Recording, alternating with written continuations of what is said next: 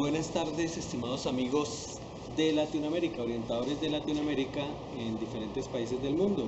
Recordamos amigos muy queridos que conocimos en el último encuentro de Relapro en Buenos Aires, junto con Carlos Borja, que nos pudo acompañar. Bien, este saludo también especial para los orientadores de Barinas en Venezuela, que van a tener su congreso con el lema Orientadores para la Vida. Nos acompaña Shirley Osorio y Carlos Borja, que son también parte del equipo de investigación de la revista Orientacción. Este equipo está conformado, además de nosotros tres, por la licenciada Andrea Mora, de Colombia, y de Argentina, la licenciada Gabriela Vázquez, a quien le enviamos un abrazo bien caluroso. Nos encontramos en una sesión de trabajo aquí en el Instituto de Investigación Pedagógica de Bogotá, llamado IDEP.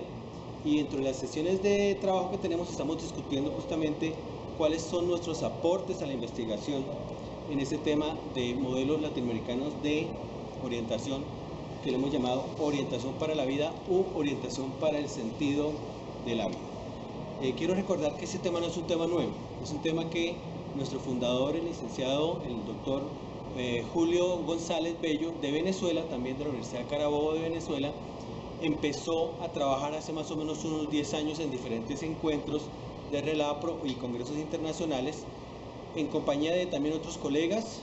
Recordamos a José Navas de México, en el Congreso de México, que estuvimos también en diciembre en la UNAM, y de ahí trajimos un documento bien importante que estamos referenciando.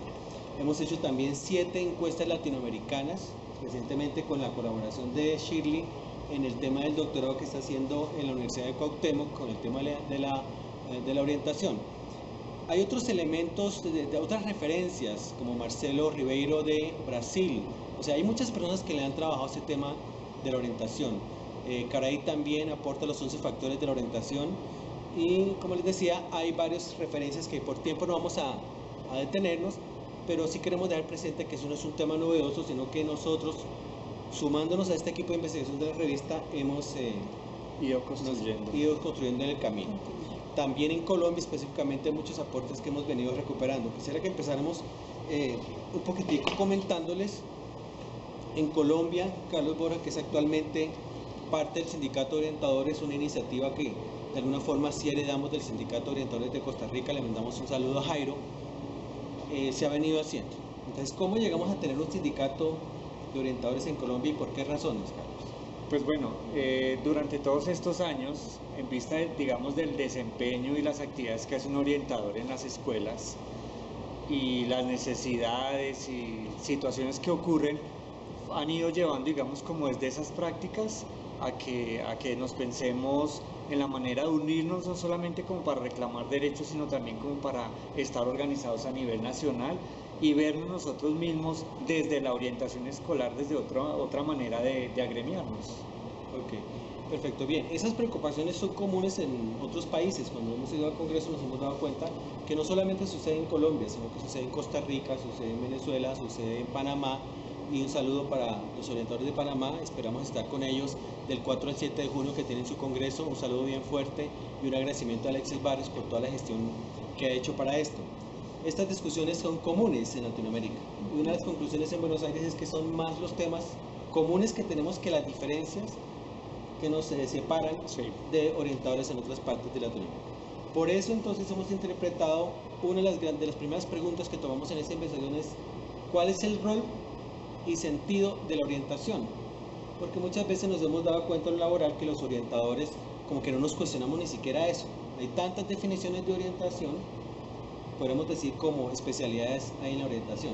¿Qué especialidades, qué especialistas trabajan en la orientación aquí en Colombia? Psicólogos, en el concurso del 2010 lo que convocaron fueron psicólogos, licenciados en psicología y pedagogía, pedagogos, educadores especiales, trabajadores sociales y todas las personas que tengan una especialización en orientación. Ok, bien, en otros países entonces hay una diferencia ya en Latinoamérica, cosas comunes y diferentes. En países como Costa Rica, Panamá, Venezuela, Chile, los orientadores son profesionales de la educación con una especialidad que se llama en esos casos mención en orientación. En otros países como en Colombia, entonces la orientación la desempeñamos profesionales con formación, como decía Chile, en psicología, en psicopedagogía, en trabajo social, pedagogía reeducativa, es decir, profesionales de las ciencias de la salud, de las ciencias de la educación y de las ciencias sociales, en general como una generalidad de las ciencias humanas. Entonces creo que eso es un primer aporte del modelo, es que es un modelo que trata de salirse de lo disciplinar y avanzar en lo transdisciplinar, ordenado entre grandes ejes. Un eje psicológico. En una de las encuestas que hicimos hay muchas acciones de tipo psicológico que se hacen en orientación, otras de tipo sociológico y otras de tipo pedagógico. Entonces creo que un acuerdo hasta el momento es que tenemos esas tres visiones. Se necesita tanto la visión psicológica, la visión pedagógica y la visión sociológica. En lo psicológico hemos estado dominados mucho por la psicometría. El trabajo que ha hecho José Nava Ortiz en México evidencia eso, que hay una marcada influencia de la psicología y que hay varios modelos desde la psicología aplicados a la orientación, que no es lo mismo de hablar de un modelo de orientación hecho por orientadores. Cuando hablamos de un modelo latinoamericano nos referimos no estrictamente a que lo hagan latinoamericanos, sino que aborden la realidad latinoamericana. Yo diría que hay tres ejes comunes en la socioeconomía o en la economía, macroeconomía latinoamericana. Uno es la deuda externa. Todos estamos transversalizados por la deuda externa, indiferentemente del país en el que estemos. Dos, la corrupción. Tenemos escándalos permanentemente en diferentes países, presidentes que salen a la cárcel, presidentes que están investigados en Brasil, en Ecuador, en Perú, situaciones que quedan impunes en Colombia, en diferentes partes del mundo. Creo que ese es un factor común. La deuda externa, la corrupción y la mala administración para atender las necesidades sociales, la falta de equidad social, la injusticia social, los modelos inoperantes en todos los sentidos que ocasionan pues inclusive tragedias graves. Estamos ahorita en Colombia con el tema de esta represa de Medellín, la Hidroituango, que está al borde de una catástrofe, esperamos que la puedan controlar, pero que si la miramos con detenimiento, en Latinoamérica tenemos esa situación, una mala administración que también en últimas muy amañada con la corrupción. Entonces cuando hablamos de modelo latinoamericano, tiene que ver con una preocupación que tiene Julio González que presenta, o sea, los orientadores, de alguna forma tenemos que pronunciarnos frente a eso. Entonces, de pronto nosotros levantamos la mesa, pero ¿yo qué puedo hacer con un problema tan grave como ese, como la corrupción, como el tema de lo económico, etcétera? Entonces por eso tomamos como...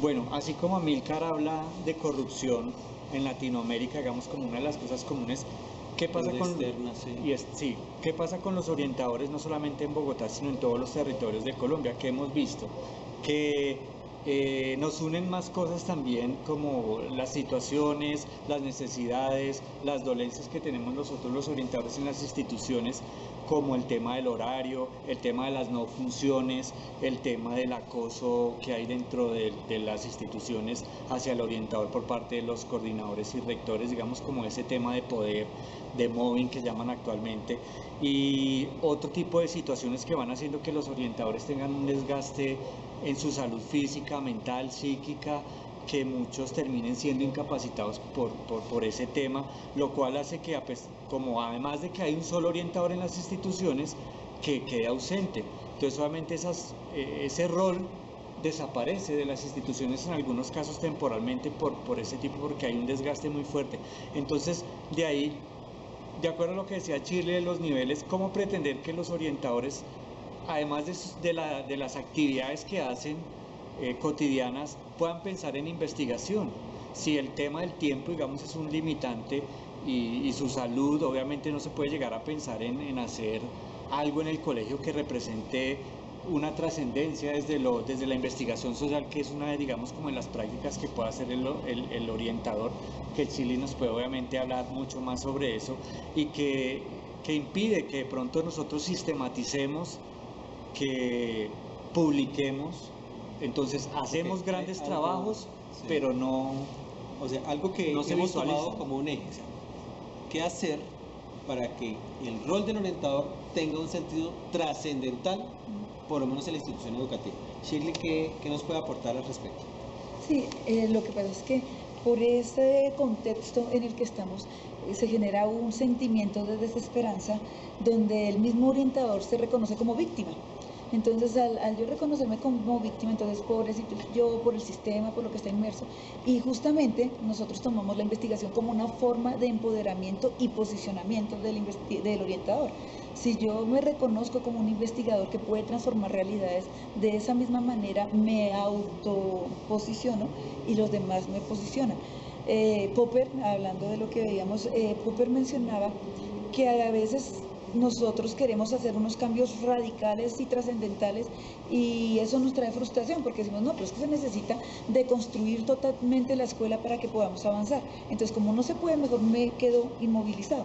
Y ahí Popper hablaba, no, se requiere de hacer pequeños cambios en el aquí y en el ahora que me permitan estar gradualmente transformando, y esos pequeños cambios a largo tiempo generan transformaciones concretas, pero es necesario empezar desde ese posicionamiento y empoderamiento. Bien, esos temas o esas discusiones las hemos articulado en 3 grandes ejes.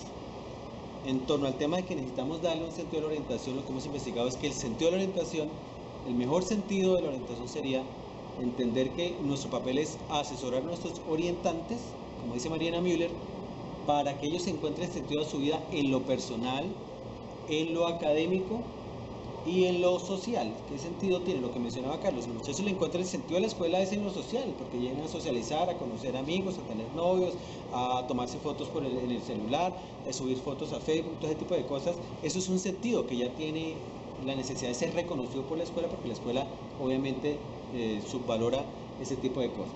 Pero en lo académico en sí mismo, obviamente hay otras cosas que hay que hacer para poder encontrar un sentido a lo académico en sí mismo, el placer de estudiar, por ejemplo, que sería un tema que más adelante tomaríamos. En Uruguay, Miguel Carvajal y la red de orientadores en Uruguay con la universidad han hecho unos trabajos que nos dan unas pistas, unos derroteros. Ellos proponen el tema de la autodeterminación, más bien con el sentido del autocontrol para ese cumplimiento. Y así vamos encontrando propuestas en cada uno de los ejes que se van dando. Yelixa Ríos de Venezuela, un saludo para Yelixa, también propone en el eje de lo intrapersonal hablar desde Víctor Frank, el hombre en búsqueda de sentido. ¿Qué sentido tiene el sufrimiento? ¿Qué sentido tiene el dolor? ¿Qué sentido tiene la angustia en el proceso de desarrollo humano de las personas? Y como decíamos, en el sentido de lo social, hay temas que son candentes en este momento, parece en todas partes de Latinoamérica, el sentido de la responsabilidad penal de los adolescentes. Adolescentes que pronto, por no encontrar un sentido a la escuela ni a la escolaridad, buscan una alternativa afuera. ¿Y qué implicaciones tienen eso?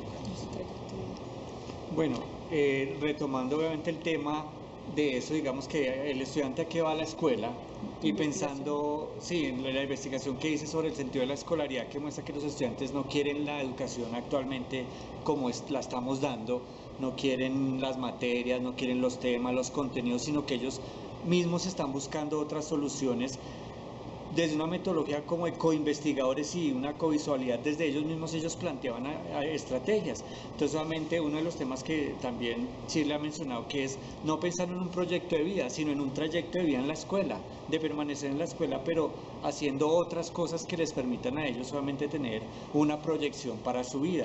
Entonces, respecto pues al tema del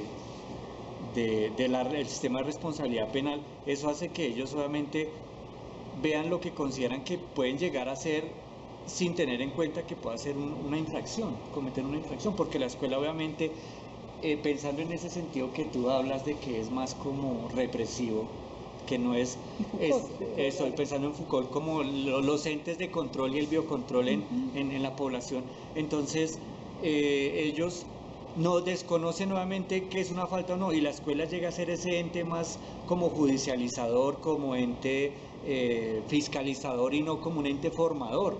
Es decir, que los estudiantes llegan allá es como para ser castigados, ser adoctrinados para seguir al sistema. Entonces solamente se vuelven unos menores que son un problema para la sociedad, y entonces como son menores de edad salen del sistema educativo y se van a engrosar otro ente también que es controlador, que son las cárceles o los sitios especializados de reclusión para menores, en el cual ellos obviamente no van a tener ya ese proceso formativo, ni ese trayecto de vida, sino que se vuelve un problema social grande. Y ahorita nosotros pues en Colombia tratando de buscar ese proceso como de paz duradera, estable y duradera, es algo que va en contra de todo eso. Y el orientador está inmerso, tratando de decir, digamos que es una de las investigaciones que se van a retomar ahorita, que es ver el orientador cómo puede proponer el tratar de rescatar a esas personas que han sido menores infractores, cambiarles el rótulo de delincuentes por el de estudiantes y que terminen su proceso formativo y sigan un trayecto de vida de acuerdo a eso que sea más positivo para la sociedad. Okay, bien. Entonces hemos visto históricamente al escolar, al estudiante, al niño, al joven, adolescente como sujeto de alerta, ¿sí? Preocupaciones. En Colombia hemos venido trabajando un instrumento que se llama mapa de riesgo, entonces lo hemos visto desde la perspectiva del riesgo y tenemos 30 alertas, entonces estamos con los ojos abiertos frente a 30 situaciones que se pueden presentar con los adolescentes. En la encuesta que adelantamos con Shirley ya tenemos algunos resultados y nos dice que sí, que en toda Latinoamérica está pasando cosas muy similares. Nos preocupamos por el alto índice de embarazo, por el alto nivel de violencia, por la alta repitencia, el consumo sí, de sustancias. Contextualizando todo este tema y desde las potencialidades del orientador, desde la investigación hay un doble rol que nosotros tenemos. Como investigadores, es decir, que nosotros podemos abordar cualquiera de esas problemáticas que hemos mencionado y otras, y como sujetos de investigación, que tiene que ver con el tema que ahorita estamos manejando y que yo creo que Shirley nos puede contextualizar más sobre eso,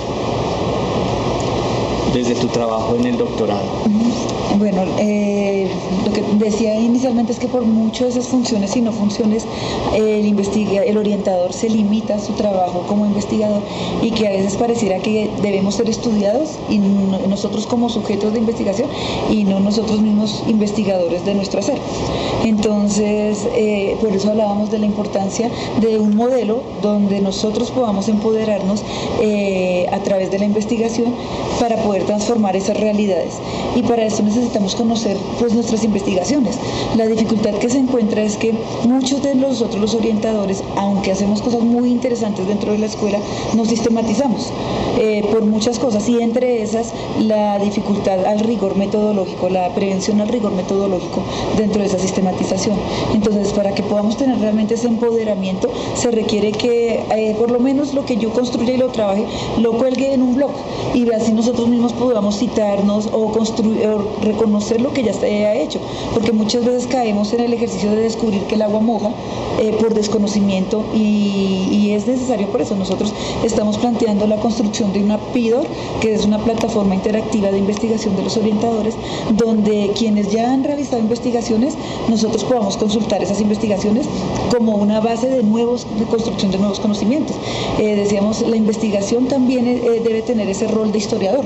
No podemos creer que vamos a descubrir hoy de la nada algo novedoso, sino que debemos tener un reconocimiento a esas investigaciones anteriores para realmente avanzar. Y lo segundo es que también queremos, a través de la revista, apoyar a estos orientadores que tienen esas prácticas interesantes, pero que quisieran sistematizarlas y no saben cómo. Entonces, que esta plataforma también sea una posibilidad para apoyar esas investigaciones y formar un trabajo más fuerte frente a la exposición y visualización de las prácticas del orientador.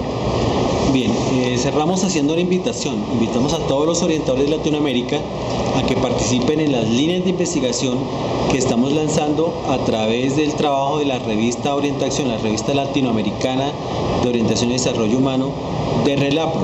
Al final de esta presentación usted va a ver en una diapositiva unos correos electrónicos, unos links para que usted pueda participar en estas investigaciones y obviamente sigamos en esta construcción de un modelo latinoamericano, orientación para el sentido de la vida. Muchísimas gracias.